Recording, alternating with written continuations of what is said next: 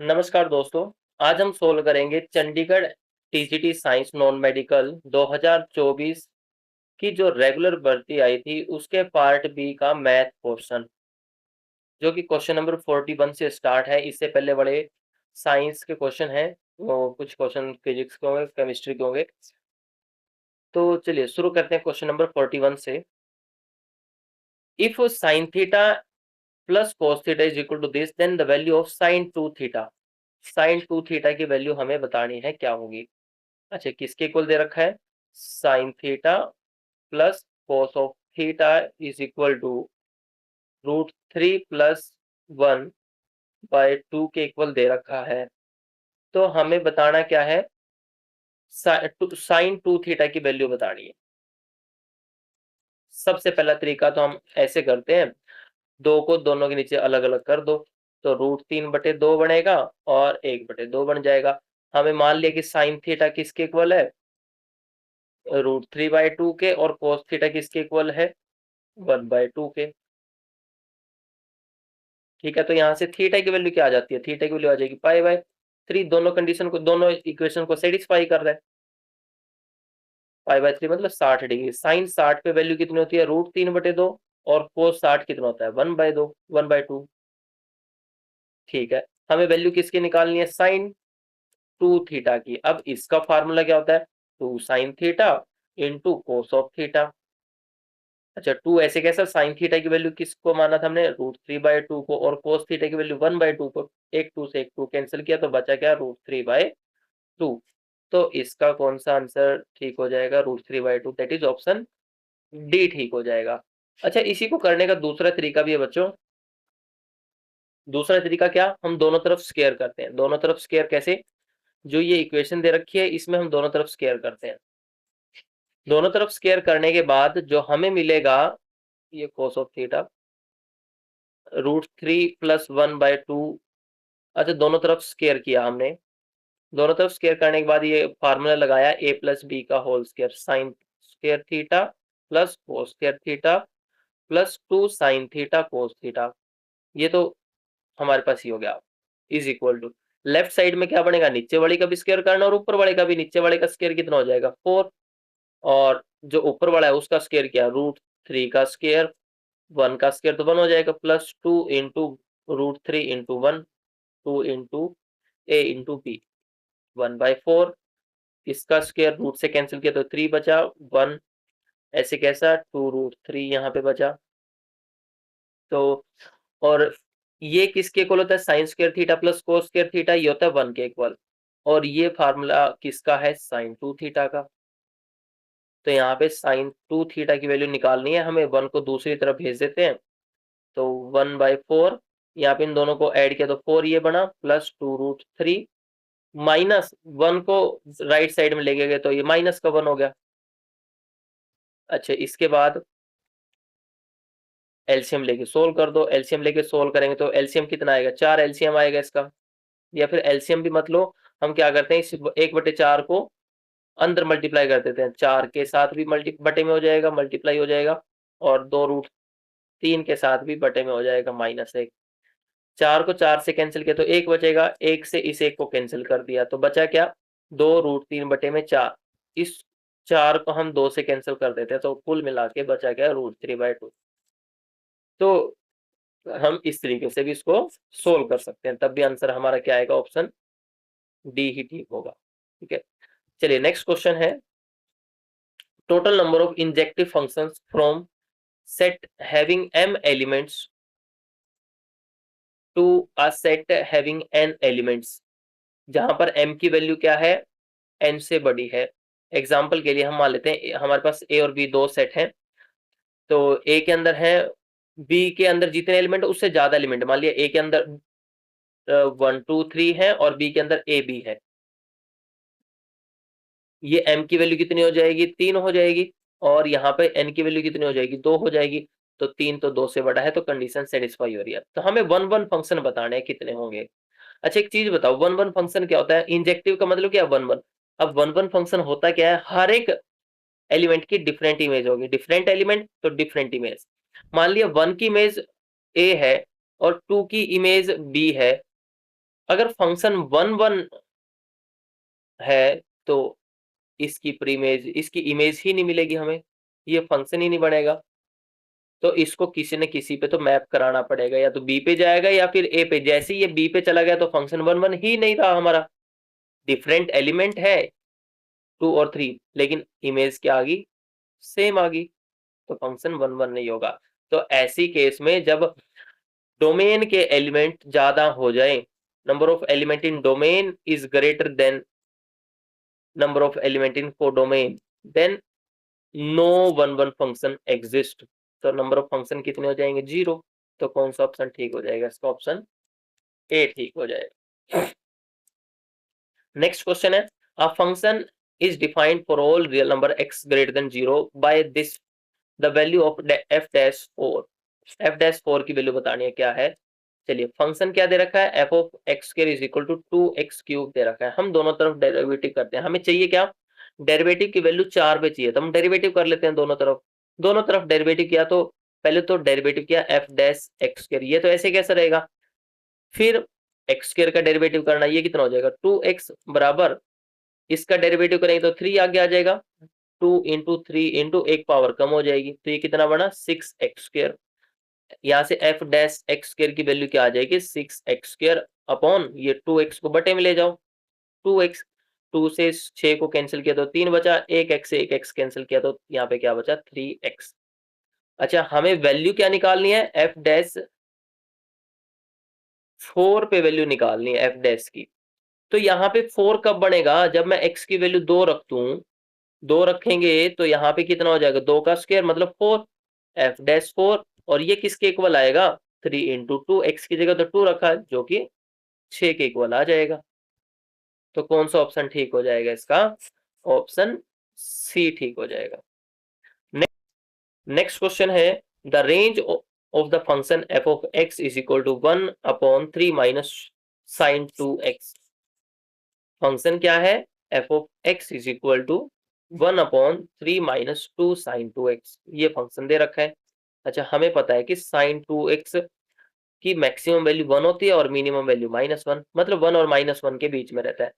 अब हम जो ये बीच में लिखा हुआ है इनइक्वालिटीज के बीच में, साइन के बीच में, इसको इस जैसा बनाने की कोशिश करते हैं। 1 बाय 1 क्या करेंगे, हम एक एक चीज से मल्टीप्लाई या डिवाइड करते जाएंगे, जोड़ते जाएंगे, जो भी जरूरत पड़ी हमें।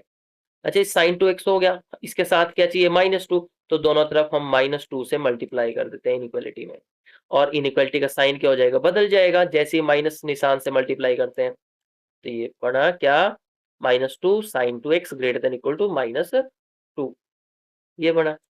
अच्छा, इसको सिंप्लीफाई करके लिखा 2 greater than equal to -2 sine 2x greater than equal to -2। अब चाहिए क्या, -2 वाला काम तो हो गया, अब 3 भी चाहिए, तो 3 को जोड़ देते हैं सारी जगह, यहाँ पे भी 3 जोड़ दिया, यहाँ पर भी और यहाँ पर भी 3 जोड़ दिया, तो इनइक्वालिटी पे कोई फर्क नहीं पड़ेगा। ये कितना बना 5 greater than equal to 3 minus sine 2x greater than equal to 1, तो ये बचा। अब ये क्या आया, ये तो हमारा डिनोमिनेटर आ गया, जो हमारा गिवन फंक्शन था डिनोमिनेटर आ गया। हमें तो इसकी मैक्सिमम और मिनिमम वैल्यू बतानी है, तो हमें क्या करना पड़ेगा, इसको बटे में लेके आना पड़ेगा। बटे में लेके आएंगे तो इनइक्वालिटी के साइन फिर से बदल जाएंगे, ये भी उल्टे हो जाएंगे, बटे में हो जाएंगे, और less than equal to 1/3 minus 2 sine 2x less than equal to 1। और ये क्या था, हमारा गिवन फंक्शन ही तो है, तो यहाँ से क्या मिला, फंक्शन की वैल्यू 1 और 1/5 के बीच में होगी, तो यही रेंज होगी इसकी, मतलब 1/5 टू 1 क्लोज इंटरवल, तो ऑप्शन बी ठीक हो जाएगा। नेक्स्ट क्वेश्चन है क्वेश्चन नंबर 45। क्वेश्चन नंबर 45 में दे रखा है, for any two real numbers a binary operation star is defined by this, a star b is equal to, कोई भी दो रियल नंबर है a b, तो एक बाइनरी ऑपरेशन डिफाइन किया, a star b is equal to 1 plus a into B. Example के लिए अगर मैं एग्जाम्पल लिखूं, जैसे 2 स्टार 3 निकालना है, तो इसका मतलब क्या है 1 plus 2 into 3 that is 6 plus 1 7, तो इसकी वैल्यू कितनी आएगी 7, तो इसका मतलब ये है। अब क्वेश्चन में क्या बोला कि इसमें से कौन सा ठीक है, कि जो ये ऑपरेशन डिफाइन किया ये एसोसिएटिव ऑपरेशन है, कॉम्यूटेटिव है, तो यही चेक करना कि एसोसिएटिव होगा या नहीं होगा, कॉम्यूटेटिव होगा या नहीं होगा। पहले हम कॉम्यूटेटिव चेक करते हैं। कॉम्यूटेटिव का मतलब क्या है कि A star B is equal to B star A आएगा या नहीं आएगा। एग्जाम्पल के लिए जैसे हमें पता है कि 2 गुना 3 कितना होता है 6 और 3 गुना 2 भी कितना होता है 6। तो ये हमारा जो ये ऑपरेशन है मल्टीप्लीकेशन रियल नंबर पे, ये कैसा है, कॉम्यूटेटिव ऑपरेशन है। हम आगे पीछे मल्टीप्लाई करें कोई फर्क नहीं पड़ता रिजल्ट पे। तो ए स्टार बी तो ये आया, बी स्टार ए निकाल के देखते हैं एक बार। ये क्या हो जाएगा 1 प्लस बी इंटू ए, जो आगे था वो आगे लिख दिया और जो पीछे था वो पीछे लिख दिया। ऐसा ही इसमें किया। अच्छा ये तो कोई फर्क ही नहीं पड़ेगा, ए गुना बी करें और बी गुना ए करें तो सेम ही रहेंगे। ये दोनों तो सेम है, तो ये तो किसके इक्वल आ गए, ए स्टार बी के इक्वल आ गया। ये वैल्यू किसके इक्वल थी, ए स्टार बी के, तो यहाँ पे B star A is equal to A star B. तो मतलब अगर हम ए और बी को आपस में इस ऑपरेशन से ऑपरेट कर दें, आगे पीछे ऑपरेट करें, कोई फर्क नहीं पड़ता। That is this operation is commutative. ये कॉम्यूटेटिव तो हो गया। नेक्स्ट हमें चेक करना है एसोसिएटिव। एसोसिएटिव अच्छा ऑपरेशन क्या दे रखा है, A star B, A star B, यहाँ पे ये वेक्टर नहीं है, A star B is equal to 1 plus A B. ये ऑपरेशन है। एसोसिएटिव कैसे चेक करना, अगर हम कोई भी 3 नंबर लेते हैं ए बी और सी और उन पे ऑपरेशन लगाते हैं। ऑपरेशन लगाने का तरीका क्या है, पहले हम इन दोनों पे ऑपरेशन लगा दें, इन दोनों को सोल्व करने के बाद फिर ए पे ऑपरेशन लगा देंगे जो भी आएगा। या फिर ऐसा भी तो कर सकते हैं, पहले हम ए और बी पे ऑपरेट कर दें और जो भी आएगा उसको सी पे ऑपरेट कर देंगे। पहले इसको सोल्व करके देखते हैं। अच्छा जो आगे है वो तो आगे ही आ जाएगा और 1 तो आएगा ही आएगा साथ में। तो ये कैसे काम करेगा, ये आ गया हमारे पास, ए तो ऐसे कैसा साथ में बी स्टार सी, यहाँ पे सेकंड वाले की जगह सेकंड वाला आ गया। तो हमने पहले ए तो लिख दिया और इसके बाद ये ब्रैकेट लिख दिया ऐसे कैसे, सेकंड नंबर था जो 1 ऐसे कैसा, ए ऐसे कैसा। अब इस पे भी ऑपरेशन लगाओ, इस पे ऑपरेशन कैसे लगेगा, जैसे इस पे लगा 1 प्लस बी इंटू सी बन जाएगा। तो इसको अंदर मल्टीप्लाई करते हैं 1 प्लस ए बी सी। तो ये हमारे पास ए स्टार बी स्टार सी आ गया। अब हम ये नीचे वाला चेक करते हैं। नीचे वाला चेक करते हैं तो क्या आएगा, ये देखो। अब पहले हमें क्या करना है, इस पे ऑपरेशन लगाना पूरे पे। तो क्या होगा 1 प्लस ए स्टार बी, पहले वाला ब्रैकेट तो ऐसे कैसे लिख देना और गुना में दूसरा नंबर 1 प्लस, अब इस पे ऑपरेशन लगाओ, इसकी वैल्यू तो दे ही रखी है, इंटू सी। अब सी को अंदर मल्टीप्लाई करते हैं तो क्या पड़ेगा 1 plus C plus A B C. अब इनको चेक करो क्या ये दोनों बराबर हैं, 1 तो है दोनों में, ए बी सी भी है, लेकिन यहाँ पर ए है यहाँ पर सी है, दोनों बराबर तो नहीं है। तो इसका मतलब क्या हुआ, A star B B star C is equal to A star B और बी स्टार सी। तो ये दोनों बराबर नहीं है, तो ये कैसे होंगे, नॉट एसोसिएटिव। अगर ये बराबर आ जाते तो ये एसोसिएटिव ऑपरेशन हो जाता। तो हमारे पास कौन सा ऑप्शन ठीक हो जाएगा, कॉम्यूटेटिव तो है लेकिन एसोसिएटिव नहीं है, तो ऑप्शन बी ठीक हो जाएगा। नेक्स्ट क्वेश्चन है the number of reflexive relation on the set containing 3 elements. Number of reflexive relation निकालने का फार्मूला क्या है, 2 raised to power n square minus n। n क्या है यहाँ पर 3, नंबर ऑफ एलिमेंट्स है जो सेट में, तो यहाँ पे रखा 2 raised to power 3 square minus 3 that is 2 raised to power 9 minus 3 that is 2 raised to power 6, और ये कितना होता है 64। तो कौन सा ऑप्शन ठीक हो जाएगा, इसका ऑप्शन डी ठीक हो जाएगा। Next question, question number 47, A and B are hermitian matrices. मतलब हार्मिशन मैट्रिक्स का मतलब क्या है, ट्रांसपोज कंजुगेट किसके इक्वल आ जाएगा, ए के, और बी का ट्रांसपोज कंजुगेट किसके इक्वल आ जाएगा, बी के। अब हमें चेक करना है कि कौन सा गलत है इनमें से। अच्छा A B plus B A is hermitian, ये तो सिमेट्रिक और स्क्यू सिमेट्रिक जैसा ये होता है, ये ट्रू है।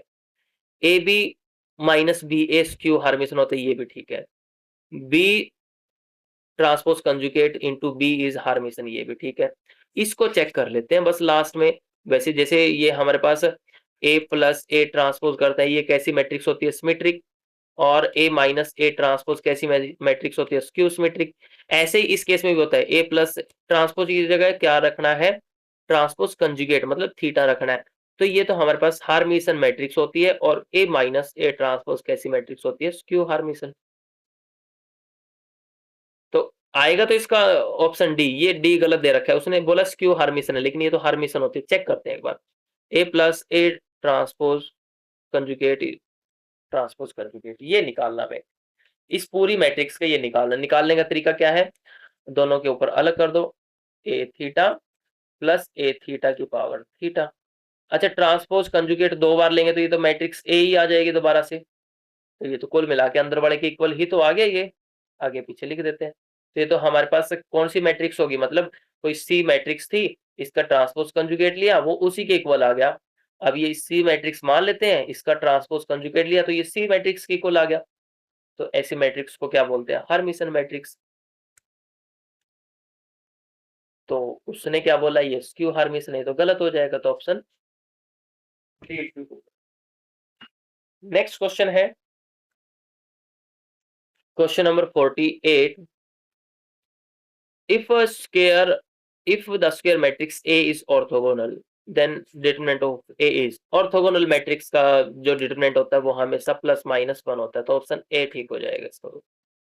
नेक्स्ट क्वेश्चन है question number 49। The value of this determinant, determinant ये दे रखा है, इसकी वैल्यू निकालनी हमें, क्या होगी? अच्छा, हर एक के लिए ट्रू है, हर एक एक्स की वैल्यू के लिए ट्रू है ना? तो ये x इज इक्वल टू 0 रख देते हैं इसमें हम। x की कोई मर्जी वैल्यू रखें तो डिटरमिनेंट सोल्व करना है। तो यहाँ पे 2 4 8 3 6 11 5 9 15 बन जाएगा। एक्सपेंड कर दो या फिर कॉमन आता है तो कॉमन ले लेते हैं। इस कॉलम में से 2 कॉमन आ जाएगा, तो जैसे ही 2 कॉमन आएगा तो क्या बचेगा? यहाँ पे 1 2 4 3 6 11 5 9 15। इस पे तो कोई फर्क ही नहीं पड़ा, इस कॉलम में से हमने 2 कॉमन ले लिया। अब इस पे ऑपरेशन लगा सकते हैं या फिर डायरेक्ट एक्सपेंड कर दो फर्स्ट रो के लॉन्ग। चलिए फर्स्ट रो के लॉन्ग डायरेक्ट एक्सपेंड करते हैं। 2 तो बाहर रहेगा, इसको हटा दिया, इसको हटा दिया, इसकी मल्टीप्लाई करो। ऊपर क्या है? 1 1 लिखा, 15 6 के 90 माइनस 11 की 9 के साथ गुणा करेंगे 99 minus 3।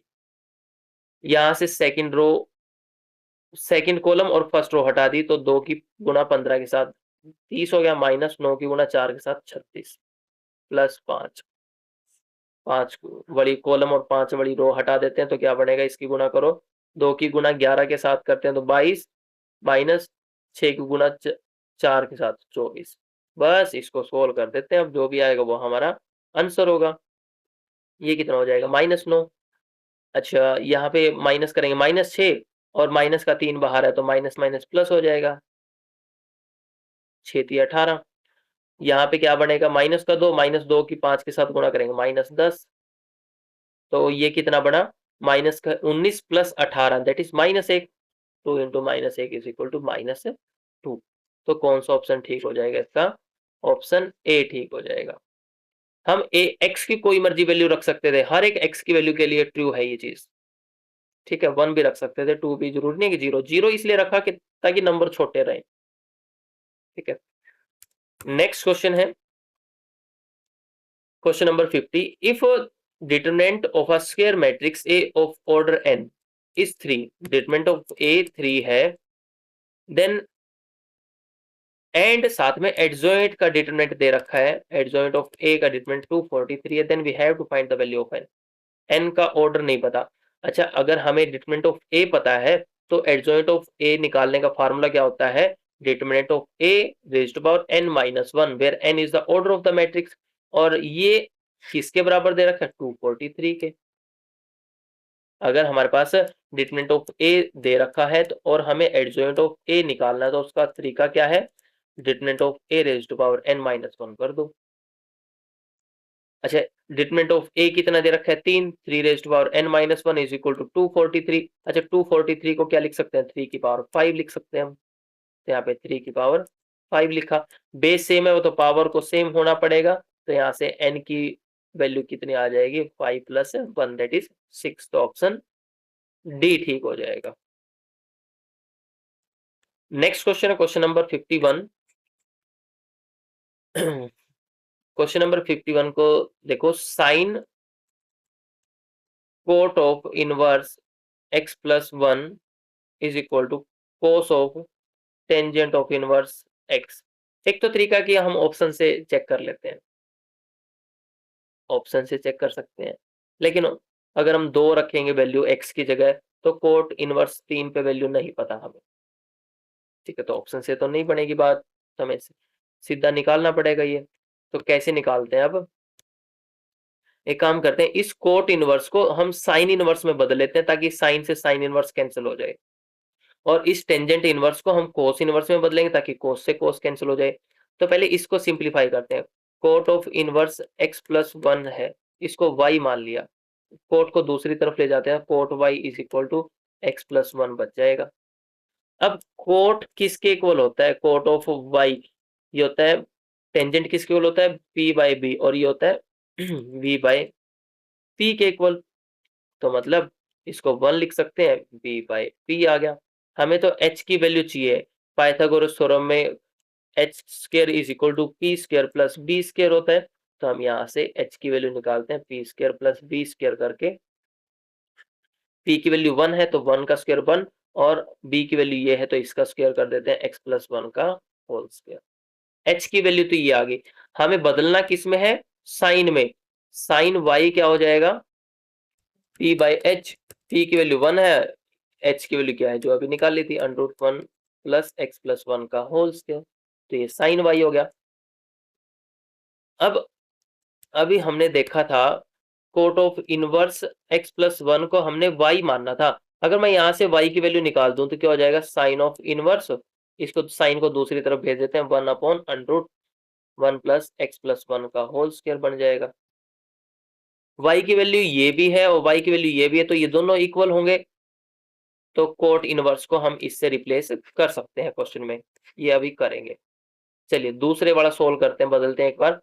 Cos of tangent of inverse x है।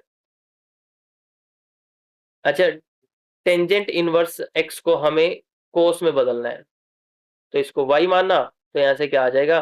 Tangent y is equal to x आ जाएगा। टेंजेंट को हम दूसरी तरफ ले जाएंगे तो टेंजेंट y, और इधर क्या बचेगा? x, तो मैंने यहाँ पे लिख दिया। टेंजेंट किसके बराबर होता है? p/b के। b की वैल्यू 1 है और p की वैल्यू x, तो यहाँ से h की वैल्यू कितनी आ जाएगी? p² + b² that is 1² + x² + 1² that is 1। तो h की वैल्यू तो ये आ गई। हमें तो कोस y की वैल्यू चाहिए। कोस y किसके इक्वल होगा? कोस y तो हमारे पास b/h के इक्वल होता है। b की वैल्यू कितनी है? 1, और h की वैल्यू कितनी है? √x² + 1। तो यहाँ से y की वैल्यू क्या आ जाएगी? कोस ऑफ इनवर्स 1/√x² + 1, और y इसके इक्वल भी माना तो ये tan इनवर्स x की वैल्यू आ गई कुल मिला के। तो यहाँ से हमें क्या मिला? ये किसकी वैल्यू आई? कोट ऑफ इनवर्स x + 1 की वैल्यू आई, और ये किसकी वैल्यू आई? टेंजेंट ऑफ इनवर्स x की, क्योंकि ये भी y के इक्वल था।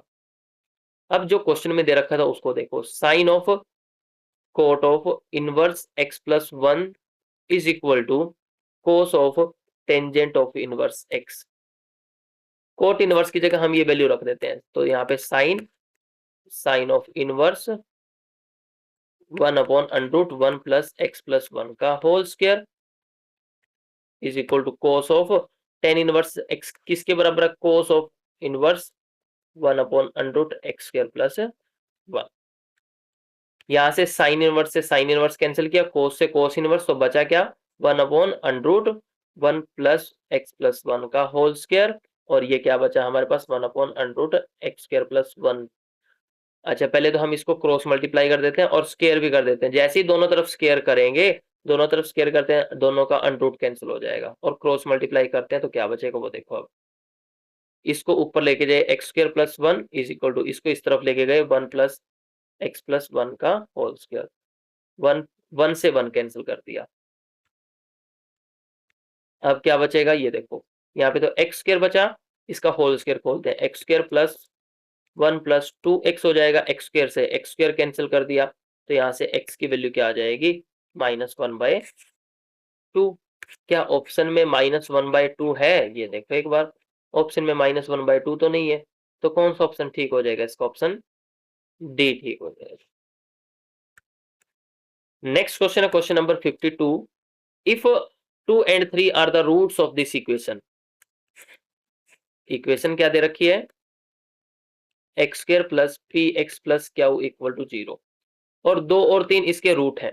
अच्छा, अगर हमारे पास ऐसी क्वाड्रेटिक इक्वेशन है A X plus B X plus C बराबर 0, तो इसमें अल्फा और बीटा हमने इसके दो रूट मान लिए, तो सम कैसे निकालते हैं? Minus of coefficient of x upon coefficient of x square, और प्रोडक्ट ऑफ रूट कैसे निकालते हैं? सी अपॉन ए। तो अल्फा बीटा तो ये दे रखे हैं, मतलब इनका सम क्या आ जाएगा, 2 + 3 दैट इज 5, और ये किसके इक्वल आएगा, -p/1। तो यहाँ से p की वैल्यू कितनी आ जाएगी, -5।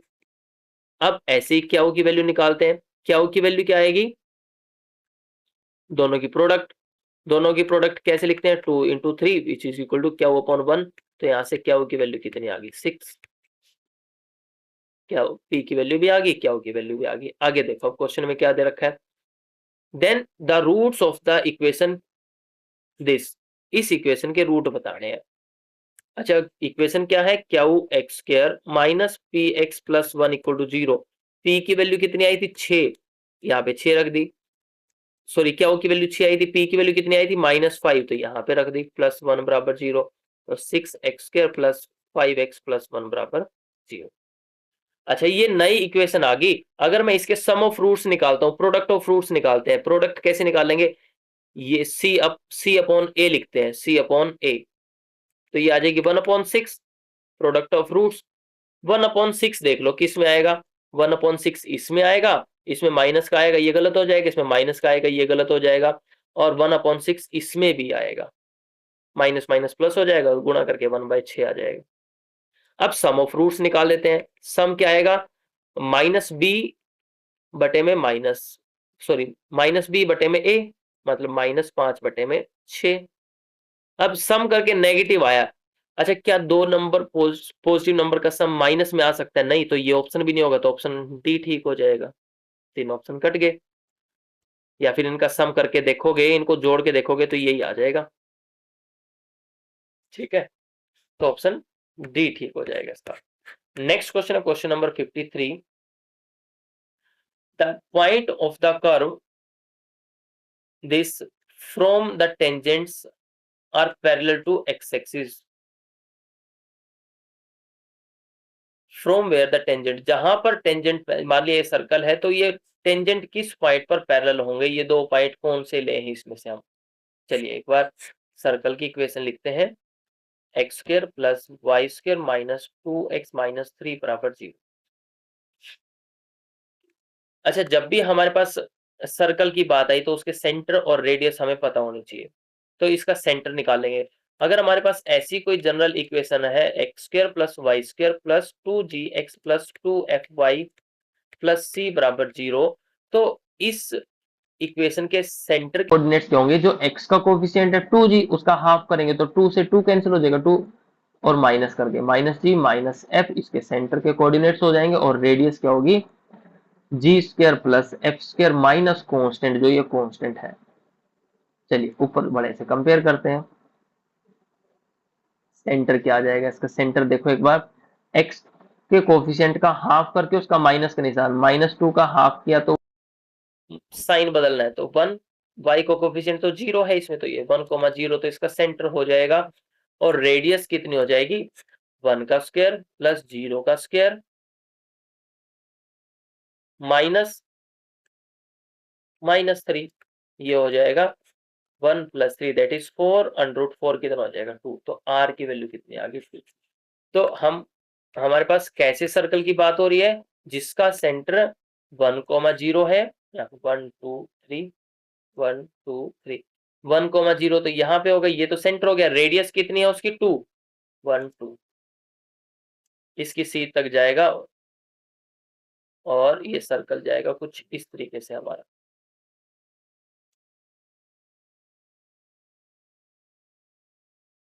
यहाँ पे ये 2 लिख लेते हैं, ये 3 हो जाएगा। ठीक है, ये तो सेंटर हो गया 1,0। अच्छा, ये रेडियस होगी इसकी, टोटल रेडियस देखोगे, रेडियस कितनी है, यहाँ से यहाँ तक टोटल 4 है, ये रेडियस 2 होगी और नीचे वाला भी 2 हो जाएगा। अब ये लाइन तो परपेंडिकुलर ड्रॉ कर दी हमने, परपेंडिकुलर ड्रॉ की, इसके सीध वाली रेडियस, तो इसको टच कर रही है ये। अच्छा, जो ये लाइन है इस पॉइंट को टच करते हुए जा रही है, इस पॉइंट के कोऑर्डिनेट क्या होंगे, यहाँ से यहाँ तक तो कितनी दूरी है 1, और ऊपर कितनी दूर गए 2, तो 1,2। ऐसी जो नीचे वाली लाइन है यहाँ पे पैरेलल टेंजेंट खींचते हैं इसी के, तो ये पॉइंट कौन सा हो जाएगा 1,-2, इसकी सीध में कौन सा पॉइंट है -2। तो ये 2 पॉइंट आएंगे जहां पर टेंजेंट क्या हो जाएगी, पैरेलल हो जाएगी, 1 2 और 1 -2, तो ऑप्शन बी ठीक हो जाएगा। इसका दूसरा तरीका भी है करने का, दूसरा तरीका क्या है, हम डेरिवेटिव से करेंगे, स्लोप निकाल लेंगे, उससे भी कर सकते हैं। ठीक है, चलिए नेक्स्ट क्वेश्चन है question number 54। If these equation represents pair of lines then distance between these lines। अच्छा, जब भी हमारे पास ऐसी इक्वेशन दे रखी है, A X square plus B Y square plus 2h(x)y plus G 2g x plus 2fy plus c बराबर 0, जब भी ऐसी हमारे पास इक्वेशन दे रखी है और ये स्ट्रेट लाइन को रिप्रेजेंट कर रही है, ये स्ट्रेट लाइन को तभी रिप्रेजेंट करेगी जब एच स्क्र माइनस ए भी 0 के इक्वल हो जाएगा। ये कंडीशन ध्यान रखना। ये एलिप्स, इसमें हम निकालते हैं कि कौन सा कॉनिक सेक्शन बनेगा, ये एलिप्स बनेगा, हाइपरबोला बनेगा, पैराबोला बनेगा, तो ये कंडीशन भी वहीं से आती है इनकी। ठीक है, तो यहाँ से h square minus a b equal to 0 होगा तो पैरेलल इक्वेशन हो जाएंगी। यहाँ पे एच का मान निकालते हैं, एच का मान क्या है, यहाँ से देखो कंपेयर करते हैं दोनों की। तो हमने लिखा 2h(x)y, तो h की जगह क्या लिखा है √2, तो √2 का स्क्वायर करना है, माइनस a की जगह क्या है, x का कोफिशिएंट 1, b की जगह क्या है, सॉरी y स्क्वायर का कोफिशिएंट क्या है 2, 1 into 2। अच्छा, इसको देखो कैंसिल किया सोल्व करके, तो 2 - 2 दैट इज 0, 0 के इक्वल आ गया, तो h square minus a b, तो गिवन लाइन क्या है, पैरेलल है। जब भी ये गिवन लाइन हमारे पास पैरेलल होंगी, तो जब भी ये लाइनें पैरेलल होंगी तो उनके बीच के डिस्टेंस निकालने का फार्मूला क्या होता है, d is equal to √g² minus AC upon a into a plus b. अभी मैंने इक्वेशन लिखी थी, जनरल इक्वेशन, वहां से 2gx लिखा था, मतलब जो x का कोफिशिएंट है उसको चेक करो, x का कोफिशिएंट क्या है 4, तो यहाँ से g की वैल्यू क्या आ जाएगी, 2g is equal to 4, g की वैल्यू होगी 2। c क्या है, जो कांस्टेंट है, c की वैल्यू कितनी होगी 1। ए क्या था, जो एक्स स्क्वायर का कोफिशिएंट था, ए की वैल्यू 1 होगी, और बी क्या था, वाई स्क्वायर का कोफिशिएंट, तो बी की वैल्यू कितनी होगी, इसमें रख देते हैं आप। जी जी की वैल्यू कितनी आई 2, 2 का स्क्वायर करेंगे तो 4, माइनस ए की वैल्यू 1 है, सी की वैल्यू भी 1, 1 into 1 अपॉन ए की वैल्यू 1 थी, 1 प्लस सॉरी ए प्लस बी करना है, 1 + 2 दैट इज 3 हो जाएगा। तो ऊपर देखो क्या बनेगा, 4 माइनस 4, यहाँ पे साथ में 2 भी आएगा, 2 टाइम्स भी हो जाएगा, 4 माइनस 1 दैट इज 3, और नीचे भी 3 बना, अंडरूट भी है साथ में 2 भी है, तो इससे कैंसिल किया 1, 1 का अंडरूट 1 हो जाएगा, तो ओवरऑल कितना आ जाएगा, डिस्टेंस 2 आ जाएगा। तो कौन सा ऑप्शन ठीक होएगा, इसका ऑप्शन डी ठीक हो जाएगा। नेक्स्ट क्वेश्चन है question number 55। Polar equation r a secant theta, ये किसको रिप्रेजेंट करती है, ये देखना है। अच्छा, सीकेंट को क्या लिख सकते हैं, 1/cos, तो ये हो जाएगा a/cos, cos को इस तरफ भेज दो, तो ये हो जाएगा r cos theta is equal to a। अब पोलर कोऑर्डिनेट्स में जो r के कोऑर्डिनेट्स होते हैं, xy कंपोनेंट होते हैं, जो उसके कोऑर्डिनेट क्या होंगे, r cos theta, y sin theta, यही तो होते हैं। तो r cos थीटा किसके इक्वल है, x के, तो यहाँ पे यही तो आया, x is equal to a। अब x is equal to a क्या रिप्रेजेंट करता है, एक लाइन ही तो रिप्रेजेंट करता है, तो कौन सा ऑप्शन ठीक हो जाएगा, इसका ऑप्शन ए ठीक हो जाएगा। नेक्स्ट क्वेश्चन है question number 56। Asymptote of the family of the curves, family of the curves कौन सी दे रखी है, x² y minus 3x² minus 5xy plus 6y plus 2 equal to 0। इस कर्व के हमें असिम्पटोट बताने हैं पैरेलल टू y एक्सिस। पिछले पेपर में भी मैंने ये चीज बताई थी, जो एसएससी का पेपर करवाया था मैथ का, उसमें बताया था कि जब भी हम असिम्प्टोट निकाल रहे हैं पैरेलल टू वाई एक्सिस, तो हम क्या करते हैं, जो हाईएस्ट पावर का कोफिशिएंट है, पावर कोफिशिएंट ऑफ वाई, उसको हम 0 के इक्वल रख देते हैं।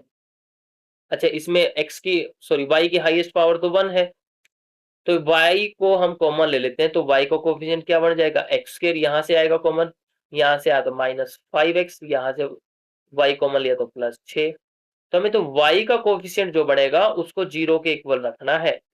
इसके फैक्टर कर दो अब, ये 0 के इक्वल रख दिया, फैक्टर करने पर क्या आएगा, x square -2x -3x + 6 = 0। Factor कैसे किए, मिडिल टर्म को स्प्लिट कर दिया, तो यहाँ से क्या कॉमन आ जाएगा, x कॉमन आएगा तो x -2 बचेगा, यहाँ से -3 कॉमन आया तो x -2 = 0। और ये तो 10th क्लास का काम है, यहाँ से दो ब्रैकेट सेम है तो x -2 कॉमन आएगा, x -3 बराबर 0, x -2 = 0 या फिर x -3 = 0। जो ये लाइन आएगी ये असिम्प्टोट बनेगी इसका, तो कौन सा ऑप्शन ठीक हो जाएगा, इसका ऑप्शन सी ठीक हो जाएगा। Next question, question number 57, the curve x -3 whole square is equal to y into y -2 whole square. I think ये होल स्क्वायर ही तो है, इसको वेरीफाई कर लेते हैं, ये होल स्क्वायर है या क्यूब, क्यूब है, ठीक है, ये होल स्क्वायर दे रखा है। तो हमारे पास ये कर्व दे रखी है और पॉइंट दे रखा है 3,2 पे, हमें बताना है कि ये आइसोलेटेड पॉइंट होगा, कस्प होगा, नोड होगा या फिर क्या होगा। जब भी ऐसी सिचुएशन हो, हमें इस पॉइंट पे बताना है कि ये क्या होगा, तो हम ओरिजिन को शिफ्ट कर लेते हैं इस पॉइंट पे, मतलब x is equal to convert कर लेते हैं x -3 पे और y is equal to x plus y is equal to y -2 पे। यहाँ से हम स्मॉल x की वैल्यू निकालते हैं, स्मॉल x की वैल्यू क्या आएगी, कैपिटल X + 3 और यहाँ से ये कैपिटल Y था, यहाँ से स्मॉल y की वैल्यू क्या आ जाएगी, कैपिटल Y + 2। अब इक्वेशन क्या बन जाएगी वो देखो, यहाँ पे x -3 किसके इक्वल आया, कैपिटल X के, तो x स्क्वायर हो गया इज इक्वल टू y किसके इक्वल था, वो देखो y + 2, कैपिटल Y + 2, यहाँ से y की वैल्यू निकाल ली, और y -2 किसके इक्वल है, कैपिटल Y के, तो ये हो जाएगा कैपिटल Y का स्क्वायर। अब हमें टेंजेंट देखना है नए ओरिजिन पर, वो कैसे देखेंगे, जो लोवेस्ट डिग्री की टर्म है उसको 0 के इक्वल रख देते हैं, लोवेस्ट डिग्री टर्म को हम 0 के इक्वल रख देते हैं। उससे पहले हम क्या करेंगे, वाई स्क्वायर को अंदर मल्टीप्लाई कर देते हैं, तो ये कितना हो जाएगा, y³ + 2y², इसको इस तरफ ले आओ, x² - 2y² is equal to y³। अब लोवेस्ट डिग्री टर्म कौन सी है, ये है लोवेस्ट डिग्री टर्म, तो इसमें दोनों में दो दो पावर है, तो इसको हम 0 के इक्वल रख देते हैं, तो हमारे पास कैपिटल X की वैल्यू आ जाएगी ±√2y। अब रूट्स कैसे आए इसके, ये रूट्स हमारे पास आए रियल भी है और साथ में डिस्टिंक्ट भी है, तो ये कब होता है, जब ये गिवन पॉइंट क्या हो, नोड हो, तो कौन सा ऑप्शन ठीक हो जाएगा, इसका ऑप्शन सी ठीक हो जाएगा। नेक्स्ट क्वेश्चन है question number 58, if a and B are two unit vectors, ये दो यूनिट वेक्टर्स दे रखे हैं, मतलब इनका मैग्नीट्यूड क्या है, 1 है, ए का मैग्नीट्यूड भी और बी का मैग्नीट्यूड भी क्या है, 1 है, और एम वेक्टर दे रखा है 3a - 5b और n वेक्टर दे रखा है a + b, are mutually perpendicular, मतलब दोनों की डॉट प्रोडक्ट क्या है, 0, then we have to find the angle between a and b, तो इन दोनों की डॉट प्रोडक्ट 0 कर देते हैं, 3 m की वैल्यू रखो यहाँ पे 3a - 5b dot a vector plus b vector is equal to 0। चलिए अब इनकी मल्टीप्लाई करते हैं, तो 3 ऐसे कैसा, a डॉट a बनेगा, डॉट प्रोडक्ट कर रहे हैं हम, अब इसकी मल्टीप्लाई इसके साथ करो, +3 a vector dot b vector, इसकी मल्टीप्लाई इसके साथ करो, फर्स्ट के साथ -5 b vector into a vector और इसकी मल्टीप्लाई करेंगे -5 b vector into b vector is equal to 0। अच्छा, जब भी ए डॉट ए लिखा हो तो ये किसके इक्वल होता है? मैग्नीट्यूड ऑफ ए का स्क्वायर। तो ये कितना बन जाएगा? 3 into magnitude of a square plus 3 a dot b minus, अच्छा ए डॉट बी करें या फिर बी डॉट ए करें? तो ए डॉट बी और बी डॉट ए आपस में बराबर होते हैं, तो मैं इसकी जगह क्या लिख देता हूँ? ए डॉट बी लिख देता हूँ। -5 इंटू ये क्या बन जाएगा? Magnitude of b square equal to 0। A का अब मैग्नीट्यूड ऑफ ए कितना है? 1 है, तो यहाँ पे कितना बन जाएगा? 3 इंटू 1 का square plus 3 a dot b किसके इक्वल हो जाएगा? सॉरी, माइनस करो इनको पहले, इनको माइनस करते हैं तो माइनस करने के बाद क्या आ जाएगा? -2 ए डॉट बी माइनस निशान ये वाला लिखा 5 into magnitude of 1 square equal to 0। यहाँ से ए डॉट बी की वैल्यू निकालते हैं, तो यहाँ पे कितना हो जाएगा? 3 2 ए डॉट बी को उधर भेज देते हैं, -5 is equal to 2 a dot b. ये कितना हो जाएगा? -2 कितना हो गया? ये -2 is equal to 2 a dot b. इस 2 से ये 2 कैंसिल किया तो क्या बचा? ये -1 बच जाएगा, तो मतलब ए डॉट बी की वैल्यू कितनी आई? -1। अब ए डॉट बी का फार्मूला क्या होता है? Magnitude of a into magnitude of b into cos of theta is equal to -1। ये ऐसे कैसे लिख दिया? ए और बी का मैग्नीट्यूड दोनों का 1 है, तो इनकी गुणा करके तो 1 ही आ जाएगा, तो cos theta is equal to -1 बचा। अब cos की वैल्यू -1 कब होती है? जब थीटा हमारे पास पाई हो जाता है। तो कौन सा ऑप्शन ठीक हो जाएगा इसका? ऑप्शन डी ठीक हो जाएगा। नेक्स्ट क्वेश्चन है question number 59। If any tangent plane to this sphere makes intercept a b c on the coordinate axis. ये कुछ ऐसे है, एक स्फीयर है और एक टेंजेंट प्लेन है कुछ इस तरीके से। यहाँ पे टेंजेंट प्लेन इस तरीके से है और ये कोऑर्डिनेट जो प्लेन है कोऑर्डिनेट के साथ ये इंटरसेप्ट बना रहा है ए बी सी। तो हमारे पास कौन सा रिलेशन सेटिस्फाई करेगा वो देखो। अच्छा एक चीज बताओ, इस जो हमारा स्फीयर है, इस स्फीयर की रेडियस और इस प्लेन की इस पॉइंट से दूरी तो सेम होगी, सेंटर से दूरी।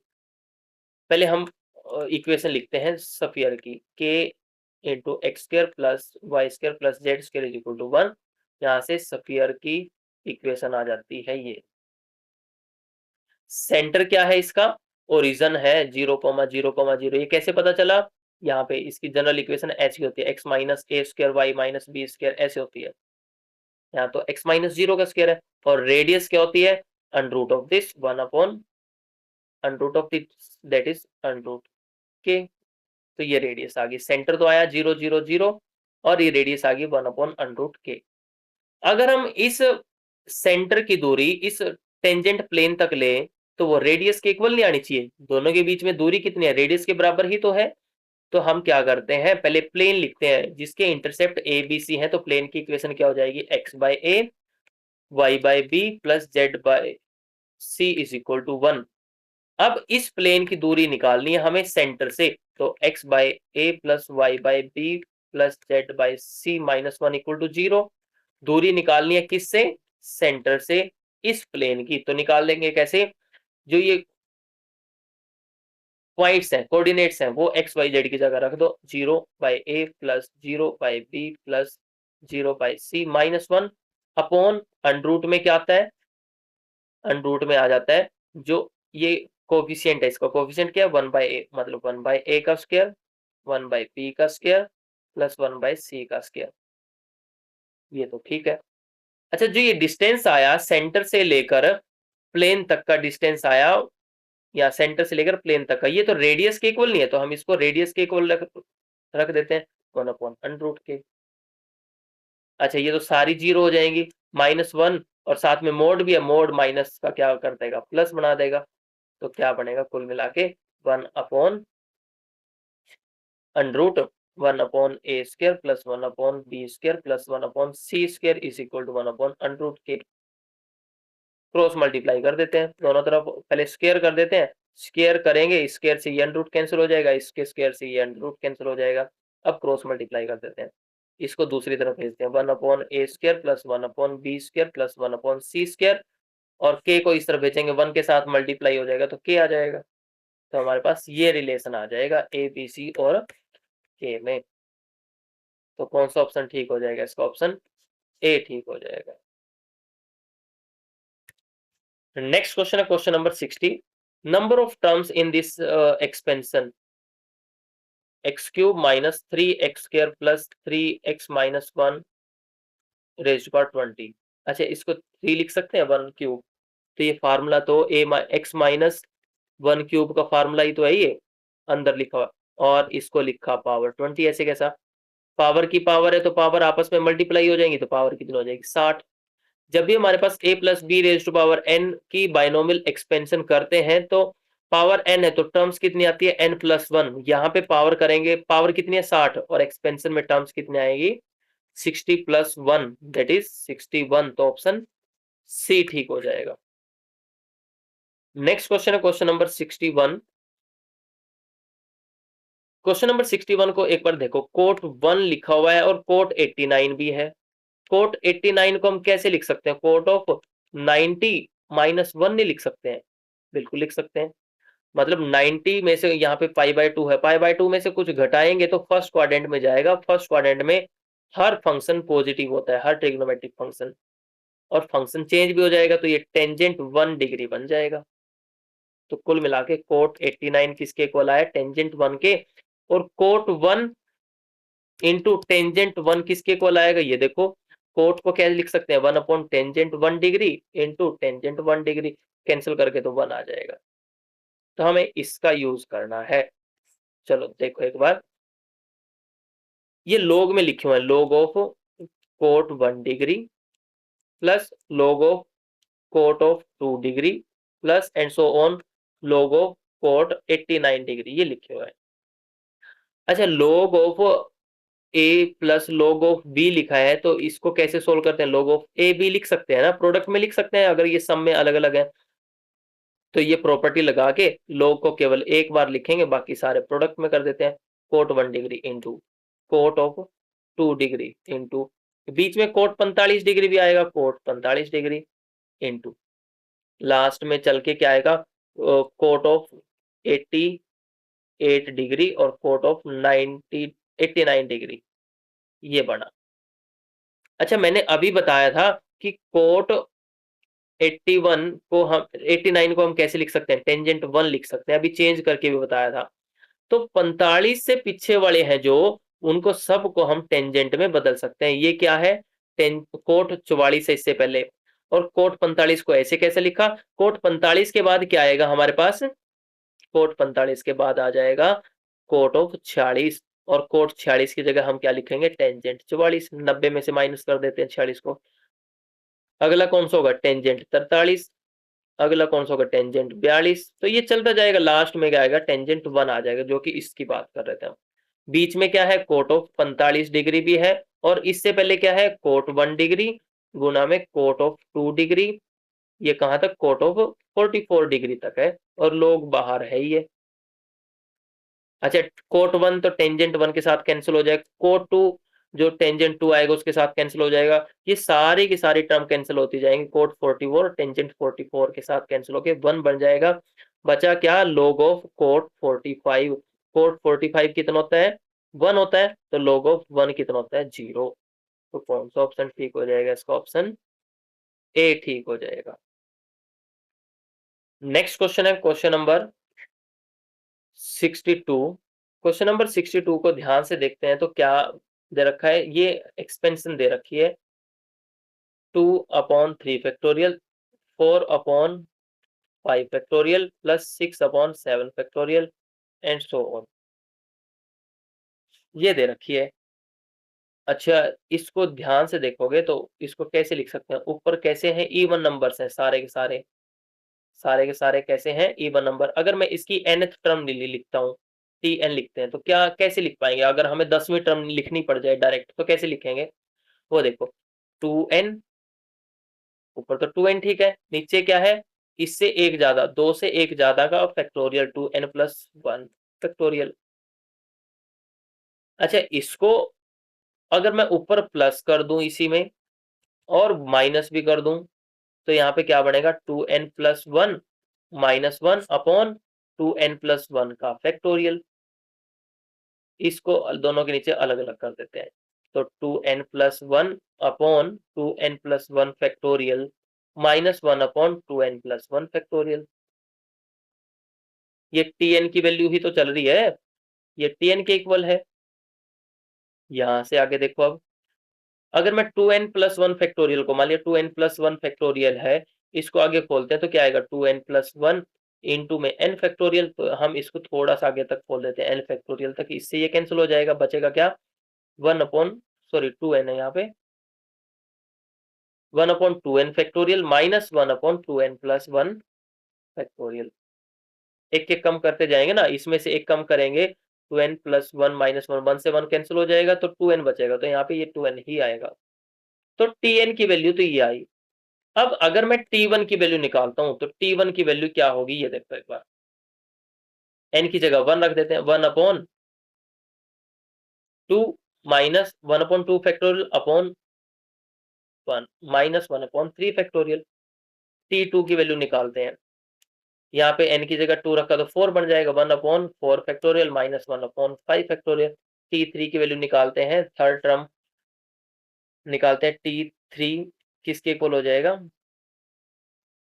ये हो जाएगा 1 upon 5 factorial, sorry 1 upon 6 factorial minus 1 upon 7 factorial. ये चलता जाएगा इस तरीके से। हमें तो सबका जोड़ ही तो निकालना है, तो जोड़ निकालना है तो क्या निकालना है, 1 upon 2 factorial minus 1 upon 3 factorial plus 1 upon 4 factorial minus 1 upon 5 factorial and so on. ये चलता जाएगा। ब्रैकेट को हटा के लिखो, अच्छा लगेगा, और इसको हम इस तरीके से लिख सकते हैं, एक बार प्लस एक बार माइनस, ये अल्टरनेट साइन के साथ चलता जा रहा है। अगर मैं कहूं e⁻⁻x की एक्सपेंशन बताओ तो वो क्या हो जाएगी, 1 minus x plus x²/2 factorial, एक बार प्लस माइनस, एक बार प्लस एक बार माइनस, एक बार प्लस एक बार माइनस, अल्टरनेट साइन हम लिखते जाएंगे। अच्छा, इसमें अगर हम x की जगह 1 रख देते हैं तो ये क्या बन जाएगा, e⁻⁻1 1 minus 1 plus 1/2 factorial minus 1 का क्यूब करेंगे, ये 1 हो जाएगा, 1/4 फैक्टोरियल। ये तो ऊपर वाली चीज नहीं आ गई है, 1 से 1 कैंसिल करके, ये तो ऊपर वाली चीज बच रही है, तो ये किसके बराबर आ जाएगी, e⁻⁻1, और ये किसके इक्वल होता है, 1 अपॉन t के। तो कौन सा ऑप्शन ठीक हो जाएगा, इसका ऑप्शन बी ठीक हो जाएगा। नेक्स्ट क्वेश्चन है question number 63। The mean and standard deviation of our distribution are 16। Mean दे रखा है 16 और स्टैंडर्ड डेविएशन दे रखा है 2। कहता है कि अगर हर एक ऑब्जर्वेशन को हम 2 से बढ़ा दें तो क्या फर्क पड़ेगा। अच्छा, मीन में कितना फर्क पड़ जाएगा, अगर इंक्रीज कर रहे हैं तो मीन भी इंक्रीज हो जाएगा, जितने जितने से कर रहे हैं, तो 16 + 2 दैट इज 18 हो जाएगा, बढ़ गया 2 से। और स्टैंडर्ड डेविएशन में या फिर वेरिएंस में कोई चेंज नहीं होगा, नो चेंज। जब हम कोई हर एक ऑब्जर्वेशन को इंक्रीज करें या फिर डिक्रीज करें, तो स्टैंडर्ड डेविएशन और वेरिएंस पे कोई फर्क नहीं पड़ता, वेरिएंस सेम रहता है, स्टैंडर्ड डेविएशन भी सेम रहता है। तो इस केस में भी 2 ही रहेगा अगर हम हर एक ऑब्जर्वेशन को 2 से इंक्रीज कर भी दें। ठीक है, तो मीन तो इंक्रीज हो जाएगा लेकिन स्टैंडर्ड डेविएशन रिमेन्स अनचेंज्ड। कौन सा ऑप्शन ठीक हो जाएगा, इसका ऑप्शन सी ठीक हो जाएगा। नेक्स्ट क्वेश्चन है question number 64। We have to find value of k for this function which is continuous at x = 0। अगर ये फंक्शन कॉन्टिन्यूअस है तो इसकी लिमिट एग्जिस्ट करेगी। अब लिमिट निकालने के 2 तरीके हैं, एक तो मैं एल हॉस्पिटल रूल लगाता जाऊं इस पे, ऊपर वाले पे 3 sin 3x - 9x upon 5x², इसकी लिमिट तो यहां से आएगी x टेंड्स टू 0 पे। अगर फंक्शन कॉन्टिन्यूअस है तो उसकी लिमिट किसके इक्वल हो जाएगी, फंक्शन की वैल्यू 0 पे, और जो कि किसके इक्वल दे रखी है, k के, तो मतलब इसकी लिमिट निकाल लेते हैं, वही k की वैल्यू होगी। ठीक है, अच्छा इसको एक बार डायरेक्ट वैल्यू पुट करके देखते हैं ऊपर, 3 into sine 3 into 0 minus 9 into 0, यहाँ पे क्यूब है, अपॉन 5 इंटू 0 क्यूब। साइन 0 कितना होता है 0, 9 इंटू 0 0, 0 माइनस 0 ऊपर तो 0 बना और नीचे भी 0, तो ये तो 0/0 फॉर्म होगी। जब ये 0/0 फॉर्म बन गई तो हम एल हॉस्पिटल का रूल यूज कर सकते हैं। एल हॉस्पिटल रूल से हम क्या कह सकते हैं, इसकी लिमिट इसके बराबर आएगी अगर हम इसका अलग अलग का डेरिवेटिव कर दें। 3 तो ऐसे कैसा, साइन का डेरिवेटिव क्या cos ऑफ 3x, अब 3x का डेरिवेटिव करते हैं तो 3 आ जाएगा आगे, माइनस 9x का डेरिवेटिव किया तो 9 आ जाएगा, और नीचे वाले का डेरिवेटिव करते हैं तो क्या आ जाएगा, 3 आगे आ गया 15x²। अब क्या बन गया ये, limit x tends to 0, 3 into 3 9 cos of 3x minus 9 upon 5x² बन गया। तो अब फिर 0 पुट करके देखो, ये जो लिमिट है वो डायरेक्ट पुट करके देखें तो कितना बनेगा, 9 गुणा में cos 0 तो 1 होता है, तो 9 माइनस 9 बन गया, ये भी 0 और नीचे भी 0, तो ये भी 0/0 फॉर्म होगी। तो इसका फिर से डेरिवेटिव करते हैं हम ऊपर नीचे। 9 तो ऐसे कैसा रहेगा, cos 3x का डेरिवेटिव क्या हो जाएगा, माइनस साइन ऑफ 3x, फिर 3 का x का करना तो ये 3 आ जाएगा, माइनस 9 का डेरिवेटिव 0 और नीचे क्या बचेगा, 10 को आगे ले आते हैं हम, सॉरी ये 15 बन गया, 15 तो बन गया, ये 2 को आगे ले आते हैं तो कितना हो जाएगा, 30x बन गया। तो ये किसके बराबर आ गया, -27/30 साइन 3x/में x के बराबर आ गया। अब इसकी लिमिट निकालनी है। अब हमें पता है साइन x/में x की लिमिट 0 पे क्या होती है, 1 होती है, लेकिन शर्त एक है, ये सेम होना चाहिए। यहाँ पे 3x तो हम यहाँ पर भी 3x बना सकते हैं, 3 से मल्टीप्लाई कर देते हैं और 3 से डिवाइड कर देते हैं। अब इसकी लिमिट तो 1 आ जाएगी, तो क्या बनेगा, -27 गुणा में 3/30, इससे कैंसिल किया तो 10, -27/10 आ जाएगी इसकी लिमिट। ऑप्शन ए ठीक हो जाएगा। दूसरा तरीका क्या था, इसको एक्सपेंशन से कर सकते थे हम, जिसको एक्सपेंशन आती है वो एक्सपेंशन से कर सकता है, वो आसान रहेगा और भी। चलिए नेक्स्ट क्वेश्चन है क्वेश्चन नंबर 65।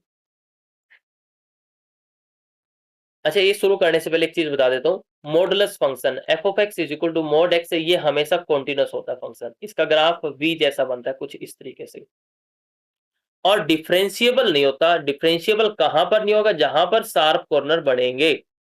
शार्प कॉर्नर कहां पे बढ़ेंगे, इस पॉइंट 0 पे, तो ये 0 पे फंक्शन डिफरेंशिएबल नहीं है।